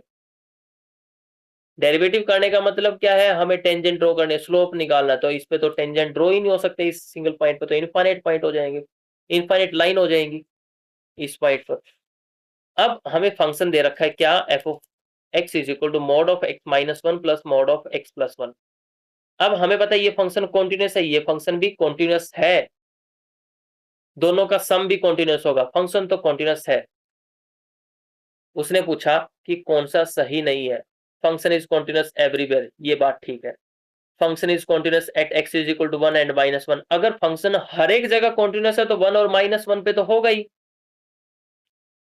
अब डिफरेंशिएबल कहां पर नहीं होगा, जहां पर ये अंदर बड़ा 0 हो जाए, x -1 0 हो जाए, तो x इज इक्वल टू 1 पे डिफरेंशिएबल नहीं होगा, और ये चीज 0 के इक्वल रखेंगे, x इज इक्वल टू -1 आएगा, तो ये -1 पे भी डिफरेंशिएबल नहीं होगा, तो not differentiable at x is equal to 1। ये बात भी ठीक है, 1 पे डिफरेंशिएबल नहीं है, हमने भी यही बात बोली है। लास्ट ऑप्शन क्या कहता है कि f is differentiable everywhere, everywhere differentiable तो नहीं है, ये 2 पॉइंट मिल गए जहां पर डिफरेंशिएबल नहीं है, तो हर एक जगह कैसे कह सकते हैं, तो ऑप्शन डी ठीक नहीं है, नॉट करेक्ट, तो हमारा यही आंसर हो जाएगा। आगे है next question, question number 66। The orthogonal trajectories of the hyperbola, this hyperbola दे रखा है X Y is equal to K square, orthogonal trajectory निकालनी है, तो पहले हम दोनों तरफ डेरिवेटिव करते हैं। इसका डेरिवेटिव क्या, तो प्रोडक्ट रूल से होगा, x का डेरिवेटिव क्या तो 1 आ गया इंटू वाई प्लस x, ऐसे कैसा, y का डेरिवेटिव करते हैं तो dy/dx is equal to constant का डेरिवेटिव 0, y को इस तरफ भेज दो, तो यहाँ पे x dy/dx is equal to -y, और dy/dx की वैल्यू क्या आ जाती है, -y/x। अब जब भी हमें ऑर्थोगोनल ट्रेजेक्टरी निकालनी होती है तो हम क्या करते हैं, dy/dx को रिप्लेस कर देते हैं -dx/dy से, तो इसकी जगह हमने रख दिया dx/dy is equal to minus y upon x, minus से माइनस कैंसिल किया और क्रॉस मल्टीप्लाई करके इसका इंटीग्रेशन कर देते हैं। इसके साथ क्या बनेगा, x d x is equal to y d y, इसको भी इस तरफ ले आते हैं, x d x minus Y d y is equal to 0। अब इंटीग्रेशन कर देते हैं इसका। इंटीग्रेशन किया तो क्या बनेगा, एक्स का इंटीग्रेशन एक्स के रिस्पेक्ट में x square by 2 minus y का इंटीग्रेशन वाई के रिस्पेक्ट में y square by 2 plus constant आएगा, कांस्टेंट को हम दूसरी तरफ लिख देते हैं के। अच्छा, दोनों में नीचे एलसीएम लेंगे तो 2 ही आ जाएगा, 2 को दूसरी तरफ भेज देते हैं तो क्या बचेगा, x square minus Y square is equal to 2k। इसको कोई नया कांस्टेंट नाम दे देते हैं तो X square minus Y square is equal to C, या फिर सी स्क्वायर, जो भी आएगा। ये हमारे पास ऑर्थोगोनल ट्रेजेक्ट्री आ जाएगी, x square minus Y square is equal to C square. ये तो कांस्टेंट है, यहाँ पे सी स्क्वायर लिखे पी स्क्वायर लिखे कोई फर्क नहीं पड़ेगा, तो ऑप्शन बी ठीक हो जाएगा इसका। नेक्स्ट क्वेश्चन है question number 67। The value of this integral, integral कौन सा है, इंटीग्रल है हमारे पास ये बड़ा, इसको हम लिख लेते हैं यहाँ पे, इंटीग्रेशन 0 से π/2 mod of sine theta minus cos of theta D theta. अच्छा, हमें पता है कि मोड एक्स की डेफिनेशन क्या होती है, इस पे आएंगे अभी। मोड एक्स की डेफिनेशन क्या होती है, ये चीज अंदर वाली ऐसी कैसी होती है, कब, जब अंदर वाला पॉजिटिव होगा, और ये माइनस एक्स होगी जब अंदर वाला नेगेटिव होगा। अब मोड भी खोल देते हैं इसका, sign theta minus cos of theta की मोड किसके इक्वल होगा, ये अंदर वाले के इक्वल ही आ जाएगा। ऐसे कैसा आ जाएगा, ऐसे कैसा कब आएगा, जब अंदर वाला क्या होगा, 0 से बड़ा होगा। तो sign theta minus cos of theta is greater than 0। और यहां पे देखो ये नेगेटिव साइन के साथ आ जाएगा, sign theta minus cos of theta है, इसके बाहर माइनस निशान लगा दिया, कब, जब अंदर वाला क्या हो, 0 से छोटा हो। अब इसमें एक चीज देखते हैं, ग्राफ देखा साइन और कोस का, यहाँ पे ये मैंने कोस का ग्राफ, साइन का ग्राफ बनाया कुछ इस तरीके से, यहाँ पे है π/2। कोस का ग्राफ बनाया π/2 पे तो वैल्यू 0 हो जाएगी, तो ये ग्राफ आके यहाँ मिलेगा, और ये जहां पर कट करेंगे सेम पॉइंट पे, ये कौन से पॉइंट पे वैल्यू सेम आएगी, π/4 पे, ये कॉमन पॉइंट हो गया इनका। अब ये ऊपर वाला कोस का ग्राफ है, नीचे वाला साइन का ग्राफ है। अब इसमें देखो, केवल इस इंटरवल में यहां से यहां तक मैं दूसरा मार्कर यूज कर लेता हूं, केवल यहां से यहां तक इस इंटरवल में देखो, 0 से π/4 में कोस का ग्राफ ऊपर है या साइन का, कोस का ग्राफ ऊपर है, तो मतलब कोस की वैल्यू बड़ी है। कब, 0 से π/4 में कोस थीटा ग्रेटर है साइन थीटा से, और उसके बाद π/4 से 90 के बीच में कोस का ग्राफ तो नीचे आ गया, साइन का ग्राफ ऊपर चला गया, तो साइन बड़ा है। π/4 से π/2 के बीच में साइन थीटा बड़ा हो जाता है कोस थीटा से। तो बस कोस थीटा को इस तरफ भेज देते हैं, तो ये sine theta greater than cos theta हो जाएगा, और इसको इस तरफ भेज देते हैं तो क्या हो जाएगा, sign theta minus sorry less than cos of theta हो जाएगा। तो कुल मिला के जो हमारा फंक्शन बना, इंटरवल बना, ये देखो क्या बना, 0 से π/2 के बीच में कोस थीटा बड़ा है, कोस थीटा कौन से बड़ा है, इसमें, तो ये हमारा फंक्शन होगा इसमें, और बाकी बचा हुआ ये होगा π/4 से π/2 के बीच में। साइन थीटा इसमें बड़ा है, मतलब थीटा की वैल्यू ये होगी तभी ये बड़ा आएगा, तो साइन थीटा की वैल्यू कोस थीटा से बड़ी कब होगी, जब थीटा इस इंटरवल में होगा। तो कुल मिला के फंक्शन हम दोबारा लिखते हैं, ये function sine theta minus cos of theta, ये लाइन ऐसे कैसे लिख दी, कब, जब थीटा की वैल्यू π/4 और 90 के बीच में होगी, और माइनस साइन के साथ आ जाएगा, कब, जब थीटा की वैल्यू 0 से π/4 के बीच में होगी, थीटा की वैल्यू 0 से π/4 के बीच में होगी। अब बस इसका यूज करते हुए हमें इंटीग्रेशन करना है। इंटीग्रेशन क्या दे रखा है, integration mod of sine theta minus cos of theta 0 से π/2 तक दे रखा है डी थीटा। अब इस इंटीग्रल को हम ब्रेक कर देते हैं, 0 से 45 तक, π/4 तक 0 से π/4 तक ये इंटीग्रेशन किसके इक्वल होगा, मोड वैल्यू तो इसके इक्वल हो जाएगी, तो minus sine theta minus cos of theta D theta plus π/4 से π/2 तक, फिर आगे फंक्शन किसके बराबर हो जाएगा, जो ये मोड फंक्शन था वो किसके बराबर है, sine theta minus cos theta के। बस अब इसका इंटीग्रेशन करना है, ये वैल्यू है sine theta minus cos theta के बराबर। अब इसका इंटीग्रेशन कर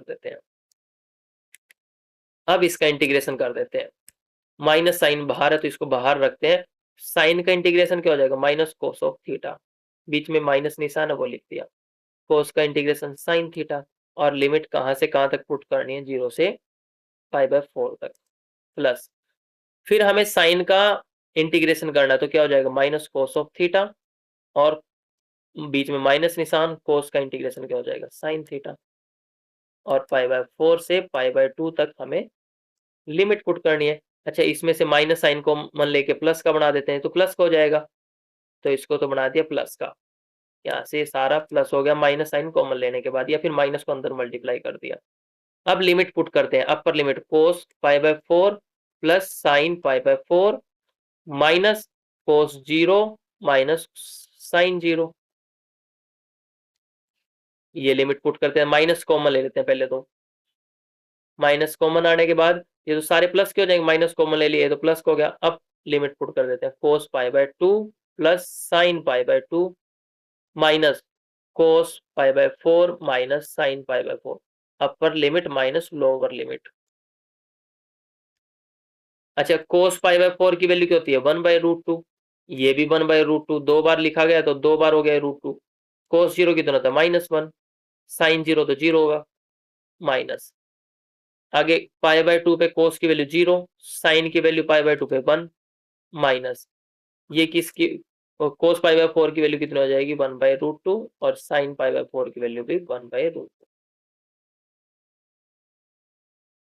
इसको कैंसिल किया तो ऊपर क्या बचेगा, √2 -1 -1 -2√2 हो गया, और इसको कैंसिल करते हैं तो ये भी √2 बचेगा, √2 -1 -1 -√2, √2 -1 अंदर मल्टीप्लाई कर देते हैं तो -1 प्लस √2 हो जाएगा, मतलब 2 बार √2 आया और 2 बार -1 आया, तो माइनस करने के बाद या फिर 2 कॉमन ले लेते हैं इसमें, तो क्या बनेगा, √2 -1, ये हमारा इसका इंटीग्रेशन होगा, 2 इंटू √2 -1,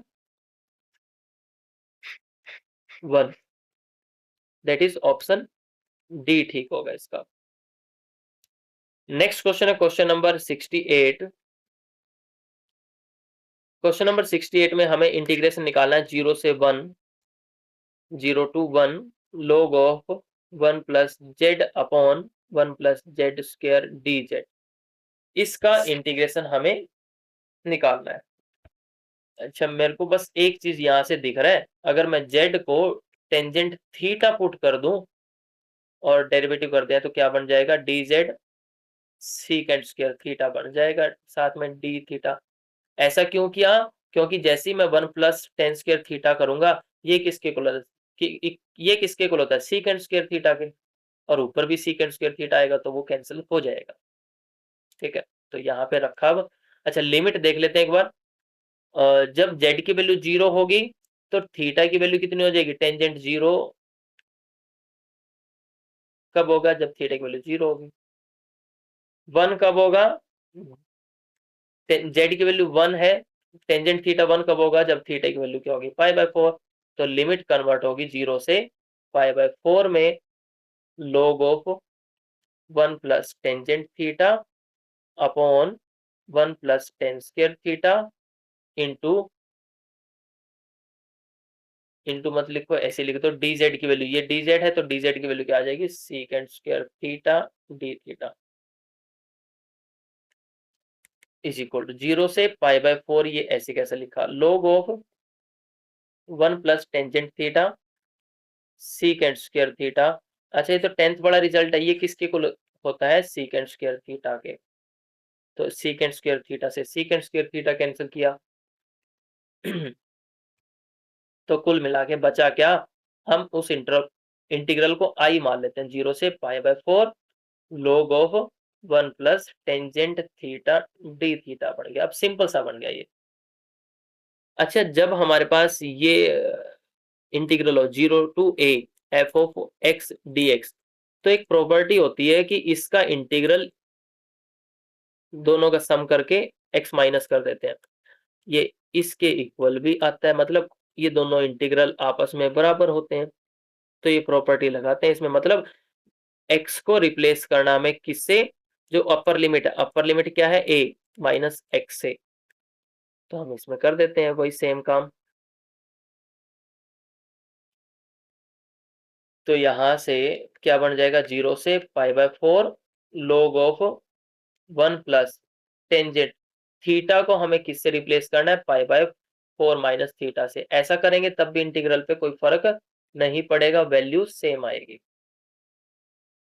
अच्छा, टेंजेंट a माइनस बी का फार्मूला अब पता है क्या, tangent of a minus b किसके इक्वल होता है, tangent a minus tangent of b upon 1 plus tan a tan b, ये फार्मूला होता है।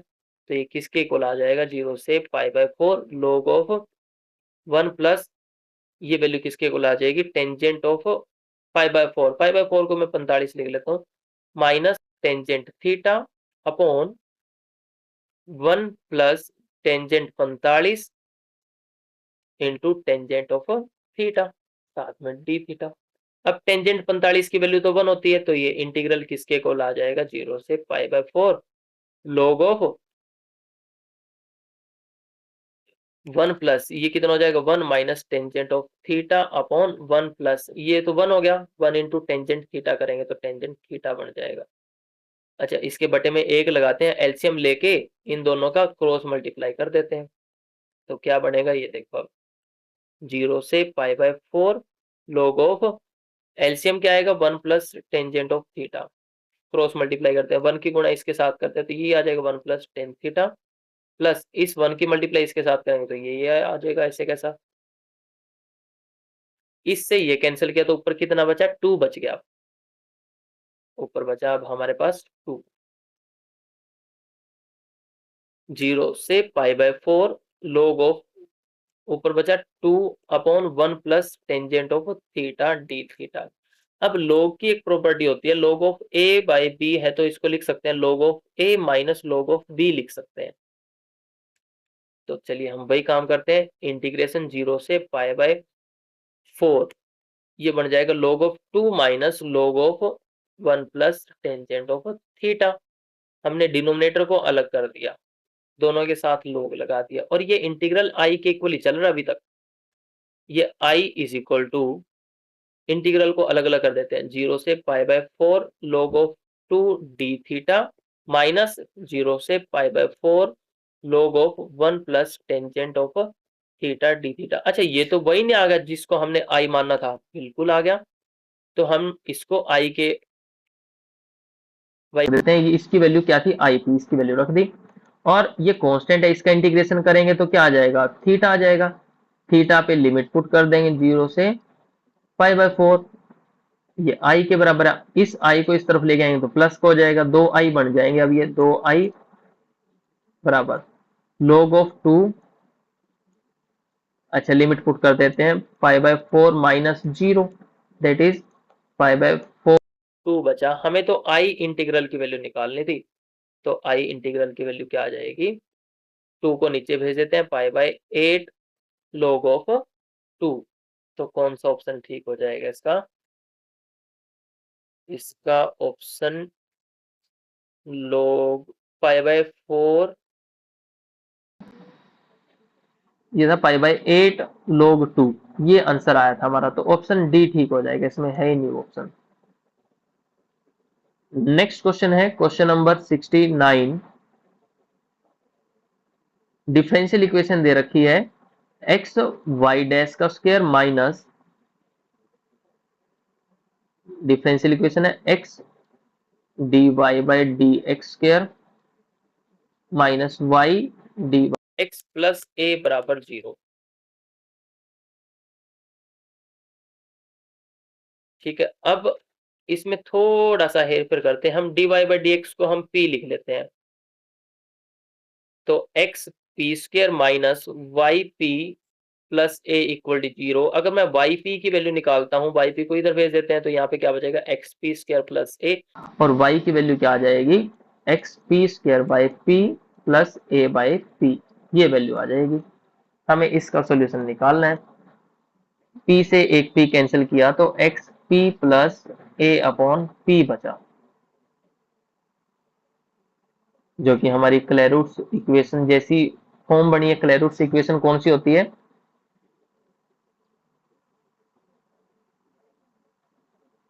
ये इस फॉर्म की y is equal to p x plus f of p, कोई फंक्शन होगा p का, साथ में यहाँ पे पी एक्स होगा। तो इसका सॉल्यूशन क्या होता है, बस हम p को रिप्लेस कर देते हैं c से, तो y is equal to Clairaut equation का सॉल्यूशन क्या होगा, x को c से रिप्लेस कर देते हैं बस, सॉरी x को नहीं p को, क्या बन जाएगा सी एक्स प्लस एफ ऑफ सी बन जाएगा। अब दोनों को कंपेयर करते हैं, तो y है दोनों के लेफ्ट साइड में, यहाँ पे पी एक्स है, यहाँ पे भी पी एक्स है, यहाँ पर फंक्शन ऑफ p है, तो स्क्वायर रूट इक्वेशन तो है ये। तो सॉल्यूशन क्या आ जाएगा, रिप्लेस कर देते हैं हम p को c से, तो क्या बन जाएगा y is equal to C X plus A upon C को हम एलसीएम लेके दूसरी तरफ भेज देते हैं, तो C Y is equal to C square X plus A, that is C square X minus C Y plus A बराबर 0। तो ये हमारे पास सॉल्यूशन आ जाएगा। तो कौन सा ऑप्शन ठीक हो जाएगा इसका, सी square X minus C Y, option B ठीक हो जाएगा। आगे है next question, question number 70। Length of smaller diagonal of rhombus of side 10 centimetre is 12। एक रोम्बस है कुछ इस तरीके से, इसका जो स्मॉलर डायगोनल है उसकी लेंथ दे रखी है, मान लिया स्मॉलर डायगोनल ये है, तो ये लेंथ दे रखी है 12। इसका लार्जर डायगोनल तो ये हो जाएगा, साइड दे रखी है 10 सेंटीमीटर रोम्बस की। अब हमें पता है कि रोम्बस के जो डायगोनल है वो आपस में 90 डिग्री पर काटते हैं, दोनों ऑर्थोगोनल होते हैं। तो यहां से ये हमारे पास राइट एंगल ट्रायंगल बनती नजर आएगी, और बाइसेक्ट भी करते हैं, जो इसके डायगोनल्स हैं वो आपस में बाइसेक्ट भी करते हैं, मतलब इक्वल पार्ट्स में डिवाइड भी होंगे। टोटल 6 है तो ये भी 6 होगा, ये भी 6 हो जाएगा। तो इस ट्रायंगल में, कौन सी ट्रायंगल, जो ये ब्लू वाली ट्रायंगल है, इस ट्रायंगल में ये राइट एंगल ट्रायंगल बनती नजर आ रही है। इस पे हम पाइथागोरस थ्योरम यूज करते हैं। ये हाइपोटेनियस 10 है, बेस 6 है, तो p की वैल्यू निकालनी है, h square is equal to p square plus b square होता है। p की वैल्यू निकालनी है तो क्या बन जाएगा, h square minus b square is equal to p square. h की वैल्यू कितनी है 10, तो 10 का स्क्वायर 100, b की वैल्यू कितनी है 6 का स्क्वायर 36, माइनस करेंगे तो 64 आ जाएगा। तो पी स्क्वायर 64 आया, तो p की वैल्यू कितनी आ जाएगी 8, तो ये 8 आ गया हमारे। अब हमारे पास जो ऊपर वाली लेंथ है वो 8 आ चुकी है। अब डायगोनल तो बाइसेक्ट करते हैं, जितना ये होगा उतना हिस्सा ही होगा, नीचे वाला भी 8 हो जाएगा, तो टोटल कितना हो गया 16। तो हमारे पास जो फर्स्ट डायगोनल था वो तो 12 दे रखा था, और सेकंड डायगोनल कितना हो गया 16।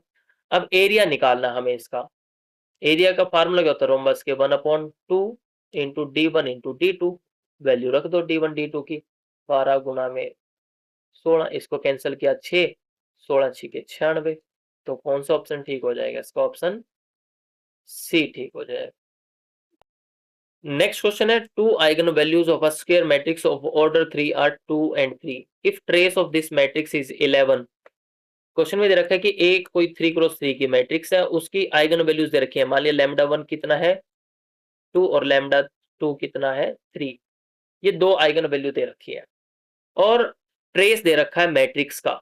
ट्रेस मतलब डायगोनल एंट्रीज का सम, या फिर हम डायगोनल एंट्रीज का सम का, या फिर आइगन वैल्यूज का सम, मतलब तीसरी आइगन वैल्यू हम मान लेते हैं λ3, तो इन तीनों आइगन वैल्यू का सम 11 दे रखा है, तो हमें तीसरी आइगन वैल्यू मिल जाएगी। वो क्या आएगी, इनकी वैल्यू रख दो 2 plus 3 plus λ3 is equal to 11, ये 5 हो जाएगा, 5 को उधर भेजेंगे, 11 में से माइनस करेंगे तो कितना हो जाएगा 6। तो थर्ड आइगन वैल्यू हमारे पास कितनी आ गई 6 आ गई। आगे क्या निकालना ये देखो, then find the eigen values of adjoint of A. Adjoint of A की आइगन वैल्यूज निकालनी है, एडजॉइंट ऑफ ए की आइगन वैल्यू निकालनी है। इसकी आइगन वैल्यू किसके इक्वल होती है, determinant of A upon lambda 1 into determinant of A upon lambda 2 comma determinant of A upon lambda 3, ये इसकी आइगन वैल्यूज होती हैं। अब डिटरमिनेंट ऑफ ए भी निकालना पड़ेगा, हमें आइगन वैल्यूज पता है तो सारी की सारी डिफरेंट हो, तो हम इनको क्या करते हैं आपस में मल्टीप्लाई कर देते हैं। 2 इंटू 3 इंटू 6, ये कितना हो जाएगा 36। बस 1/1 इस 36 को डिवाइड करते जाएंगे। 36 को हमने पहली आइगन वैल्यू लैम्डा 1 से डिवाइड किया, 2 से डिवाइड किया, फिर 36 को हमें 3 से भाग करना है और 36 को हमें फिर 6 से भाग करना है। वही एडजॉइंट ऑफ ए की आइगन वैल्यूज हो जाएंगी। कैंसिल किया तो 18, इसको कैंसिल किया तो 12 और इसको कैंसिल किया तो कितना आ जाएगा 6। तो 18, 12 और 6 एडजॉइंट ऑफ ए की आइगन वैल्यूज हो जाएंगी। ऑप्शन ए ठीक हो जाएगा। नेक्स्ट क्वेश्चन है question number 72। Let R be a real number and epsilon positive be any arbitrary small positive real number. छोटा सा कोई रियल नंबर है, then there exists a number x such that R minus x is less than epsilon. तो हम उसके नजदीक जाते जाएंगे, रियल नंबर के नजदीक, तो एक ऐसा मिल जाएगा नंबर हमें जिसकी दूरी एप्सिलॉन से छोटी होगी। तो ऐसी स्टेटमेंट कब ट्रू होगी, कब पॉसिबल होगा, जब हम रैशनल नंबर लें, एक्स की जगह पॉजिटिव इंटीजर लें या फिर नेगेटिव इंटीजर लें, होल नंबर लें। अच्छा एक चीज बताओ, अगर हम इंटीजर्स की बात करें, इंटीजर्स यहाँ पे 0, 1, 2, 3, -1, -2, -3 चलता जाएगा, ये हमने इंटीजर्स रिप्रेजेंट कर लिया लाइन पे।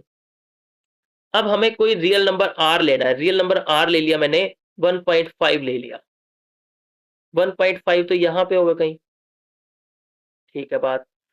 और एप्सिलॉन ले लिया हमने 0.01, ये एप्सिलॉन की वैल्यू ले ली।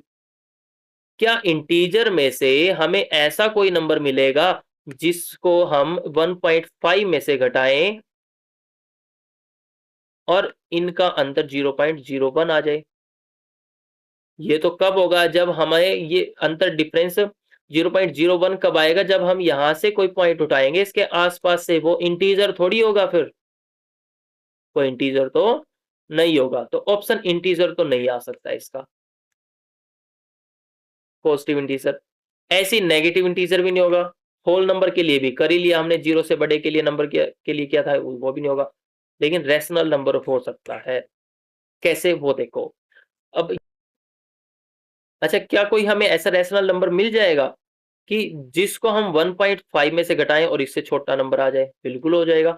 अगर हम x की जगह क्या रखें, 1.5001 रख लेते हैं और इसका मोड भी लेना, मोड 0.01 से एप्सिलॉन से छोटा होना चाहिए। यही तो लिखा है, mode of r minus x is less than epsilon. r की जगह तो हमने ये 1.5 लिया था, x की जगह हमने नंबर लिया ये। अब दोनों का डिफरेंस करते हैं, डिफरेंस 1.5 घटाते हैं तो कितना हो जाएगा 1 0 0 1, तो ऐसे कैसे हो जाएगा, यहाँ पे 0 ऐसे कैसा, ये 0 भी ऐसे कैसा, 5 में से 5 माइनस करेंगे ये भी 0 आ जाएगा, फिर 0.0। अब ये नंबर छोटा है या फिर ये नंबर छोटा है, तो ये नंबर छोटा हो गया ना, तो हमें x की ऐसी वैल्यू मिल गई जिसका डिफरेंस, जिसकी दूरी हम 1.5 से ले वो इससे छोटी आएगी, एप्सिलॉन से छोटी आएगी। ये हर एक रैशनल नंबर के लिए होगा, हर एक रियल नंबर के लिए होगा। तो कौन सा ऑप्शन ठीक हो जाएगा, इसका ऑप्शन ए ठीक हो जाएगा। नेक्स्ट क्वेश्चन है question number 73। Geometric mean of this, geometric mean निकालना है किसका, 1, r स्क्वायर, कहां तक, r की पावर n तक। अच्छा अगर हमारे पास ए बी सी ऐसे ये 3 नंबर हैं, इनका ज्योमेट्रिक मीन निकालने का तरीका क्या है, इनकी गुणा करो और 1/3 पावर कर दो। ऐसे ही अगर हम 5 नंबरों का ए बी सी डी ई, इसका ज्योमेट्रिक मीन निकालते हैं, सबकी गुणा करो और 1/5 पावर कर दो। हमें तो इसका ज्योमेट्रिक मीन निकालना है। ये टर्म्स कितने हैं, यहाँ पे 1 से शुरू किया, r की पावर 1 से लेकर n तक तो है ही है, n टर्म्स तो है ही, साथ में ये टर्म भी है, तो n+1 टर्म्स है टोटल। तो सबकी प्रोडक्ट करनी है, 1 into r square raise to power r n की प्रोडक्ट करते हैं, पावर कर देते हैं 1/1 प्लस एन या फिर n+1, 1 के साथ मल्टीप्लाई करेंगे तो यही आ जाएंगे जो बचे हुए हैं। तो क्या करेंगे, इनका बेस सेम है तो पावर ऐड कर देते हैं, 1+2 प्लस अप टू कहाँ तक, n तक, और रेज टू पावर 1/n+1 है ही है। इसमें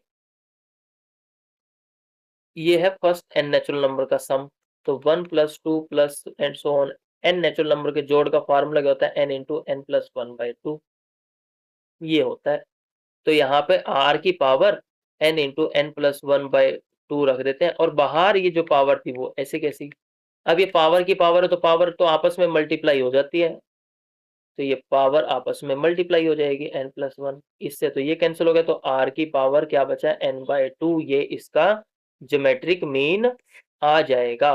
तो कौन सा ऑप्शन ठीक हो जाएगा, इसका ऑप्शन बी ठीक हो जाएगा। नेक्स्ट क्वेश्चन है question number 74, the converse of the following statement, x positive if this then x plus 99 is greater than y plus 99, इसका कन्वर्स क्या होगा, कन्वर्स का मतलब क्या है, अगर ये ट्रू होगा तो ये भी ट्रू होगा, if x plus 99 is greater than y plus 99 then x is greater than y, मतलब उल्टा चल रहा है अब की बात। तो ये कौन से ऑप्शन में है, ये तो ऑप्शन बी में है, तो ऑप्शन बी ठीक हो जाएगा। तो दोस्तों ये थे हमारे पास जो रेगुलर भर्ती आई थी टीजीटी साइंस नॉन मेडिकल की 2024 में, उसका क्वेश्चन पेपर में जो पार्ट बी में मैथ आया था वो था, वो हमने सोल्व किया। अब इसके बाद हम सोल्व करेंगे 2015 की भर्ती में जो नॉन मेडिकल का पेपर हुआ था, उसमें पार्ट बी में मैथ आया था, वो सोल्व करने वाले। अगर आपको मेरी वीडियो पसंद आई हो, please like share and subscribe my channel. Thank you.